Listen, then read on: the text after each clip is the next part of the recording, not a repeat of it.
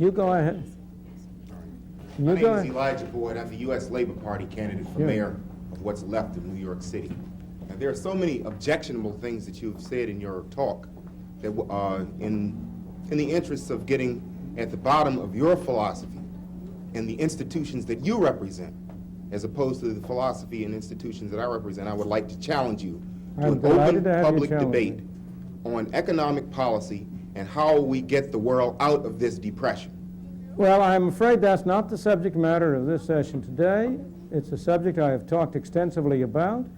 Whether it is a most effective use of my time to debate you publicly in New York is a different question. Whether it is or not, it's not, I'm afraid, within the bounds of reason at the moment. So do you have a question you would like to raise about the content of what I have said here tonight? Yeah, you specifically excluded mention of two things, namely the public unions, and secondly, the massive growth of debt service and public indebtedness of New York City, which is by and large the most important problem in not merely the educational system here, but the fact that this entire city is being subjected to the kind of Hayalmar Shaktian economics that is causing this city to virtually disappear. It is precisely the kind Well, I am of not economic going to, policies excuse me, that you have proposed I beg and saw you- implemented in Chile that you are representing right here in this discussion. Let us try to see if we can get out the little element of your comment which is really relevant to our discussion here. So far as trade unions are concerned, there is no doubt that the emergence of strong city unions has been a serious element of the problem of not only New York City as a whole, but of the educational problem. It's part of the reason why the costs of schooling in this city are so high. Again, a voucher system, by providing alternatives, by providing competition, would tend to reduce the possibility of the control which the unions have exercised, the stranglehold which they have been able to exercise. I have no objections to unions, provided there are alternatives and they are voluntary. As to the interest cost and the debt service, that really has very little to do with why it is that current operating costs of schools in New York City, independent of interest, independent of capital costs, are the highest in the nation. That is an outright lie, and that's why I challenge you to a debate. Well, Let me I am reiterate sorry, my I am challenge. sorry. I think we have given you a chance. I think we will take the next question.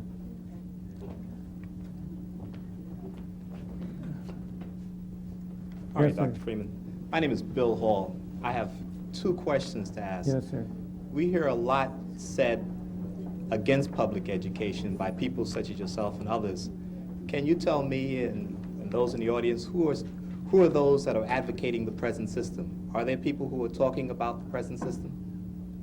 What do you mean, who are the people who are advocating the present Well, system? you indicate that you find some problems with the way schools are currently run. I would suppose that that was the understatement of the evening. Right, okay. What I'm interested in is that there does not seem to be a debate. There does not seem to be people on the other side advocating what exists.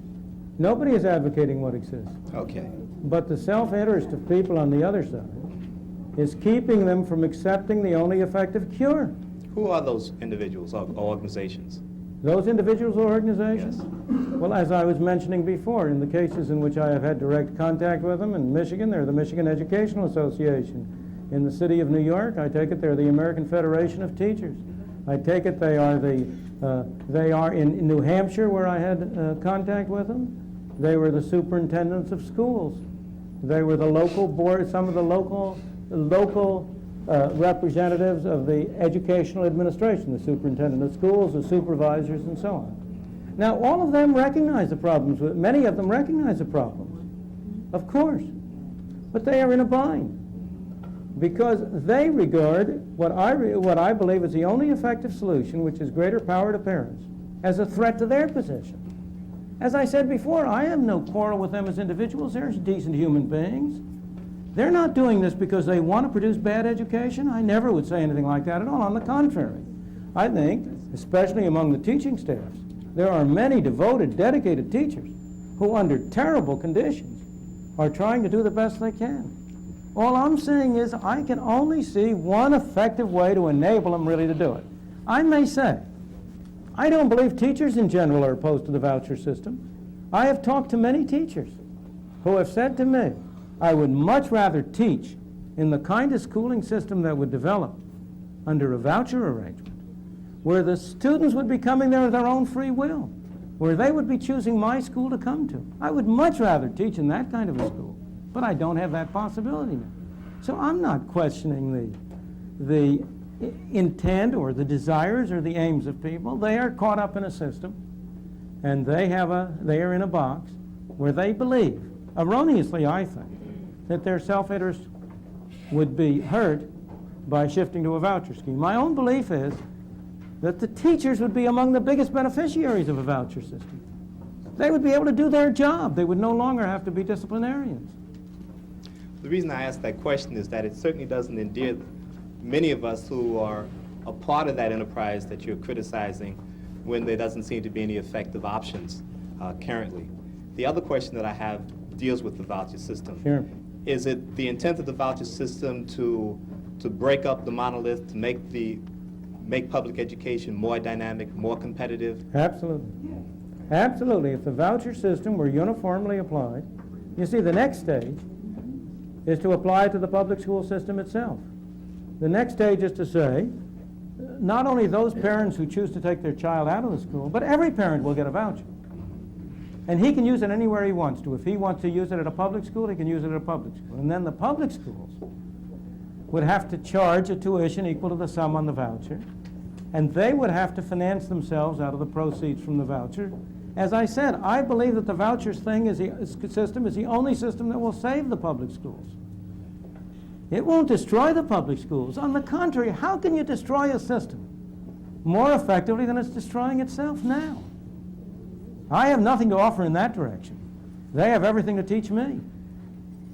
But what the voucher system would do would be to offer a way to turn that thing around and provide a creative move and a movement toward improving the public school system rather than making it worse. Look, I personally grew up in a small town in New Jersey. I went to a public elementary school. I went to a public high school.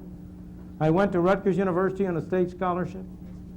So I'm not a person who can really turn up my nose at public schooling, and I'm not trying to do it. And I think that there was a time when it was serving a very, very useful function very effectively.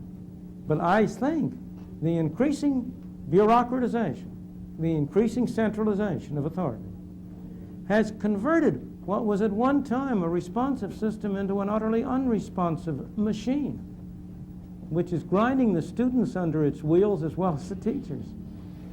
Thank you. My name is Matthew Mead. I'm a member of the faculty of Medgar College of the City University of New York. And I'd like to question you on your voucher system. It seems to me that fundamentally it assumes perfect competition, meaning, of course, that you have a homogeneous product that's being offered to consumers. Not at all. I'll continue. That, in fact, there are large numbers of sellers and buyers, and those kinds of things. And additionally, it seems to me that what is not considered, at least you gave very short shrift to, the fact that racism, which of course is an aspect that economic theory has not developed a well-developed theory in order to handle, is sort of like assumed away in your model. Let me suggest that at the higher level, we have, in fact, the voucher system, as you sort of said earlier in your speech. That is that anyone can choose any of the private universities and or state colleges and to go to. However, in this society where racism does exist, what happens is that individuals whose abilities are retarded by environmental racism, etc., do not have the same choice and to go to, for example, the Harvards and Yales and Columbia, as, for example, other students who may not be so afflicted. So what can possibly happen, though, even though under your system, you might have an increase in the general level of scholarship among all students, if in fact there's no relative change within this system, you still have the situation that employees are obviously going to take the best, which is going to be a white upper strata, leave the rest, which is going to be a black and minority lower strata.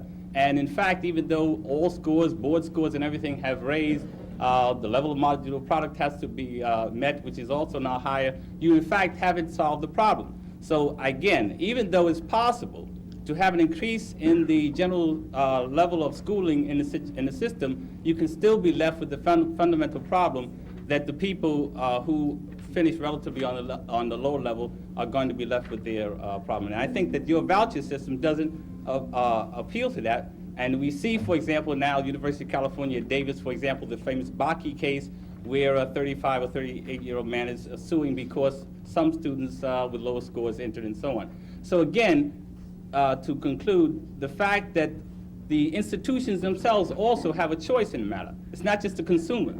The producer, the school, can decide not to accept the student if, in fact, he's filled up his quota with the best of students. Well, so let's your voucher examine. system, although it might, as I say, make marginal changes, is not a panacea, and it should not be. Of course put it's that not way. a panacea. There are no panaceas.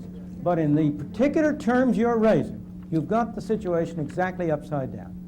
In my opinion, there is not a single thing you could do in this world that would do more to improve the condition of the black people who have in the lowest income classes, of the black people who have been most affected by discrimination. There is not anything that you could do that would be more effective than the voucher scheme. Why? Because as I said to you before, and I challenge anybody to deny that there's no respect in which the black in the slum is more deprived than in the quality of schooling he can get. He's much worse off in that respect than he is even in the quality of housing he can get, than in the quality of the automobile he can buy, in the quality of the job he can get with given education. I agree with you that the poor educational qualifications have had further effects carry through life in leading him to have few opportunities to improve his economic conditions. But if we want to improve his economic conditions, we want to enable him to be a more productive, a more valuable, a more useful person. And the way to do that is, first of all, to improve his schooling. And how do we improve his schooling? The only effective device that there is for improving his schooling that anybody has suggested is to give the parents more control, to introduce the competition and the drive of private market to improve the quality of the schooling that is available to them. Now you say, I assume perfect competition, I assume, those are all words. I don't assume anything of the kind. I assume that you have a world of the kind you have. In this world of the kind you have, you do not have perfection. That's for the next world. We'll have to wait till we get there, and we don't look forward to it very much. In this world, you have imperfection. The question is, how do we have the least imperfect world? We're not going to eliminate all problems. We're not going to eliminate feelings of racism. Of course not. But we can try to follow policies which will minimize their adverse effects. We can try to follow policies which will give those people who have a desire to improve their own conditions, who have no prejudice, who want to hire people. We want to have a society in which they have the greatest opportunity to do so.